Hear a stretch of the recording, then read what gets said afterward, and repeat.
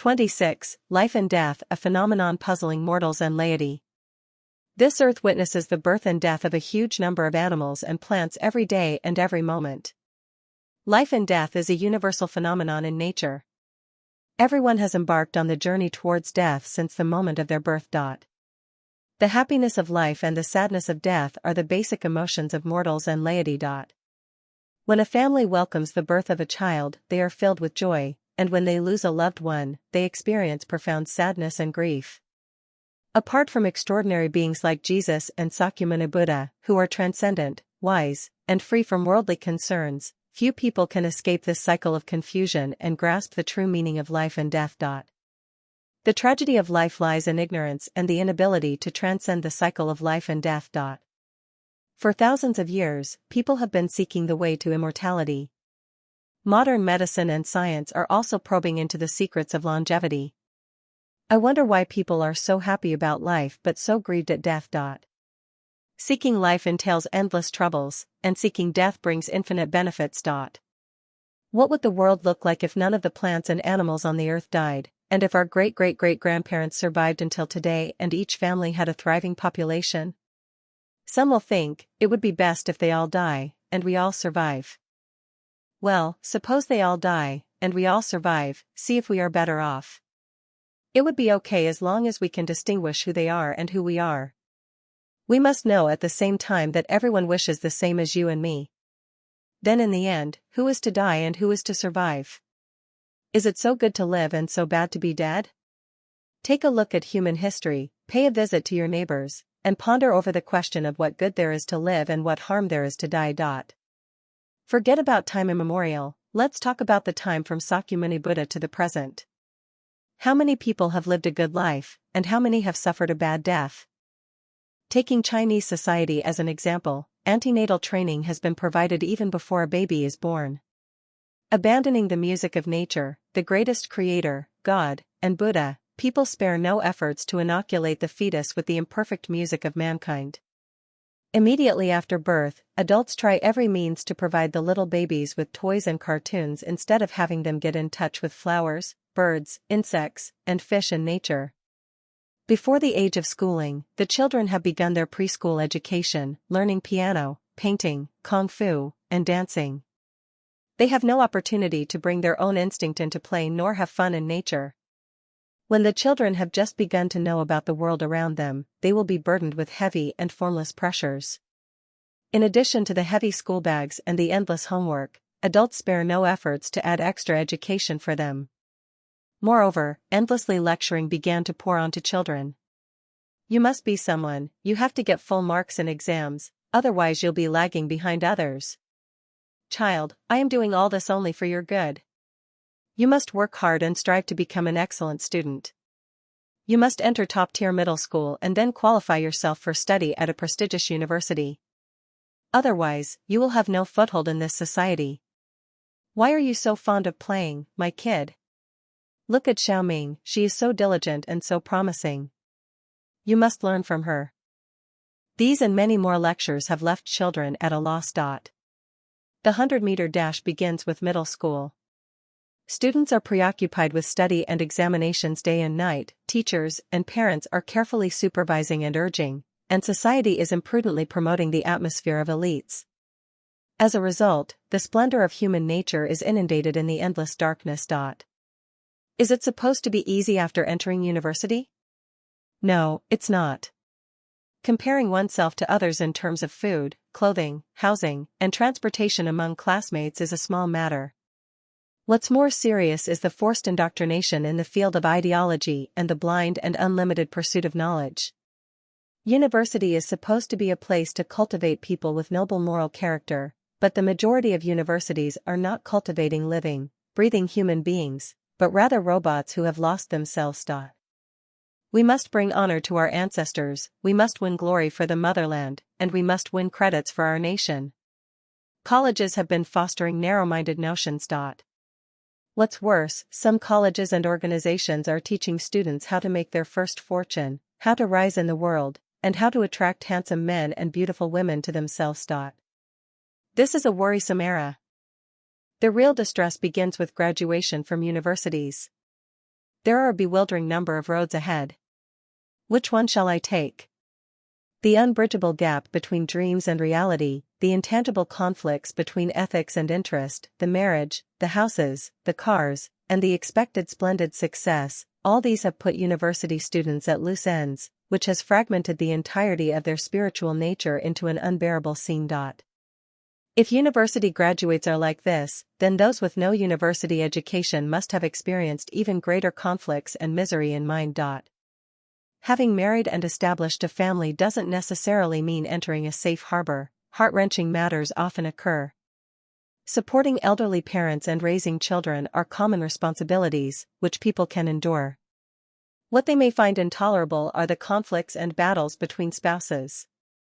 Additionally, the occurrences of birth, aging, sickness, death, separation from loved ones, resentment, aversion, encountering situations we wish to avoid, and impermanent events can stir up a once beautiful life into chaos. We see people on the streets, each of them looking vigorous and elegant. But once we get to know their inner world, we will find every one of them emaciated and fatigued. Many people in my neighborhood are businessmen. They all have nice houses, servants, and good cars. Then they should be happy and satisfied, right? The answer is no. When I chatted with them one day, one of them said, "Actually, if I have $1,000,000 RMB, I will be doing well in China." Another person, as if he has heard the talking of an alien, taunted, "A million? What can you do about it? It is barely enough to buy and decorate an apartment." Another said to me, "I heard you are writing a book, right? You are a little old-fashioned. Don't you know that in today's time you are everything if you have money and you are nothing if you don't? Make haste to earn money." Yet another person, a woman, preached, "Nowadays money is God. How much is conscience worth?" I was overwhelmed, and I shuddered. No wonder they are constantly striving, always chasing after every penny, and valuing money over everything else. I see the world as ruled by goblins, devils, and monsters. Am I wrong? Or am I the real devil? Or do I simply not fit in with this world at all? I feel that living is suffering, and human life is rightly a sea of suffering. The sea of suffering is boundless, but turning back is the shore. That one is inexplicably brought into the world as a result of karma is called birth and life. That one rushes about blindly and departs the world unjustifiably is called death. Birth is accidental, is death inevitable? Both birth and death are inevitable. Since both death and birth are inevitable, and individuals have no choice and cannot resist, then why do we have to understand life and death? By understanding life and death, one can cast off life and death. How can one cast off life and death? By reaching the realm of no birth, no death. What is the realm of no birth, no death? Elysium world is the realm of no birth, no death. What is Elysium world? Elysium world is one of the 36-dimensional spaces, namely the world described by Jesus and Sakyamuni. Is there really such a world? Or is it only a tale? Yes, there is. I am telling the truth. Then please demonstrate it to me. I cannot, because it is another time-space, which is invisible to the naked eye. The mirages that occur occasionally are part of Elysium world. Then there is no way to see it? Yes, there is. What way? Through spiritual sense. What is spiritual sense? A person has 6 sense organs, eyes, ears, nose, tongue, body, and mind, which are respectively responsible for the 6 senses: vision, hearing, smell, taste, touch, and spiritual sense. Spiritual sense is the perception in everyone's consciousness and a spiritual nature apperception. Why does my spiritual sense not have such capability? Because your spiritual sense is too dull. Why is my spiritual sense dull? Because it has been polluted. What has polluted my spiritual sense? Your spiritual sense has been polluted by images in nature, the values of human society, and your prejudices. Then how can I restore my spiritual sense? By awakening to the truth. What is awakening to the truth? Awakening to the truth means getting to the bottom of a phenomenon. What is a phenomenon? A phenomenon can be anything that we see, hear, smell, taste, or touch. According to you, there are too many phenomena. Yes, Buddhism talks about 84,000 dharmapariyas, but actually, dharmapariyas are unlimited. What is dharmapariyaya? Dharmapariyaya is a means to grasp a phenomenon and find out the ultimate essence of its essence. What is essence? The essence is something concealed that causes the occurrence of a particular phenomenon. Then what is the ultimate essence of essence? The substrate causing the essence is the ultimate essence. That is to say, the greatest creator is the ultimate essence? Yes. How do we get to know the greatest creator? This book of mine can enlighten you on the understanding of the greatest creator. Oh, I see. What do you see? The birth of man is like falling into the sea of suffering, and so it is something lamentable. The death of man, however, is like being severed from the sea of suffering, and so it is something delightful. Yes, but not entirely. Why? Because death is not the final resting place. Why is death not the final resting place? Didn't you say that man will enter the Elysium world after death? Death is only a surface phenomenon. Behind death is the transmigration of life. Some people will return to the human world after death, some will become animals after death, some will enter the 1,000-year world, and some will go to the 10,000-year world. Only a very limited number of people will go to the Elysium world after death. So how can we feel happy if some people are even worse and are more miserable than in the human world after death? Your preaching about past lives, afterlives, and reincarnation is too inscrutable. How can we believe in something that cannot be proved by science? Science is materialism. Science cannot prove what is beyond the material world. But the universe is composed of material and non-material. Science can only prove half of the universe, not the other half. Take my consciousness, for example. How big is it? What color is it? How heavy is it? What shape does it have? Science cannot provide answers to these and many other questions.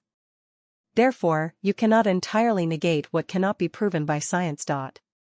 Then can you prove that man has past lives and afterlives? Yes.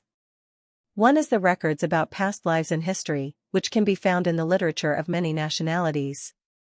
Another is the record of facts by the International Near-Death Research Institute. The third is the descriptions by the sages and saints like Jesus and Sakyamuni. These are only legends, hearsays, or religious doctrines, and thus are not convincing. Can you come up with something new? Yes, homosexuality is an example. The rule for the biological world is that same sexes repel each other, and opposite sexes attract each other. So why is there homosexuality? And why can homosexual love be so dear as to risk one's life? This involves the gender of one's past life.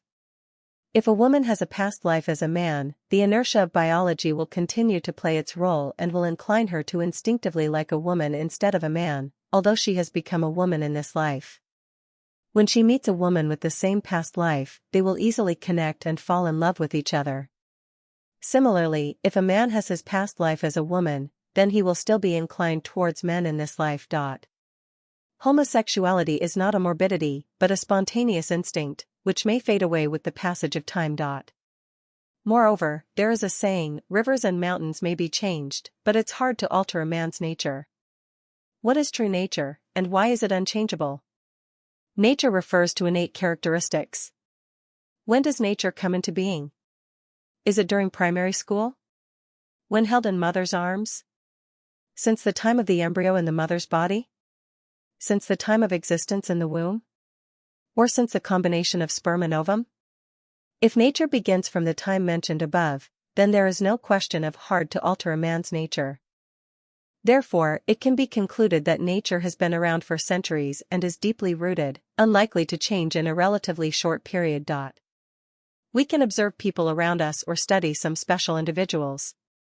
By comparing their habits to those of certain animals, we can easily deduce that certain people possess the original nature of those animals. Thus, we can conclude that such people may have been those animals in their past life. For example, For thousands of years, philosophers and thinkers have pondered the question who am I, but have failed to answer it. Who am I? Am I my family?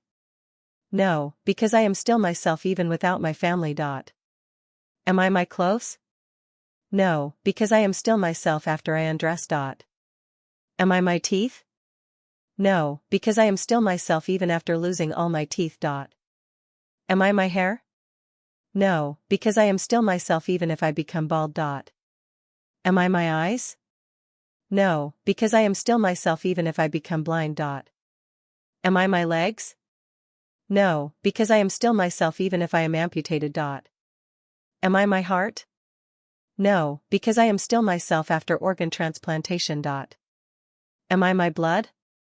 No, because I am still myself even after a blood transfusion. If I am none of these, then who on earth am I? Well, I am Tathagata. What is Tathagata? Tathagata is the essential origin, the consciousness, soul, that already exists beyond the flesh and endures hardships in this world by residing in this home of my flesh. When this home of my flesh ceases to exist, I still exist. All I have to do is find another home. It's like crossing a river. I borrowed a boat, but I would give up the boat and go on shore after I crossed. Buddhism preaches that an enlightened heart is perceptive of nature, which is perceptive of Buddha. If we understand this principle, we are already Tathagata Buddha.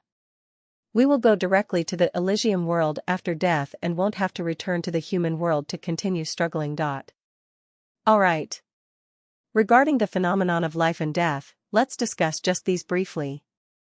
My purpose is not to stick to the facts, but to explain that the phenomenon of life and death, which is difficult to reverse, is determined by the greatest creator and has its own purpose and meaning. Without the greatest creator, there would be no life, let alone life and death.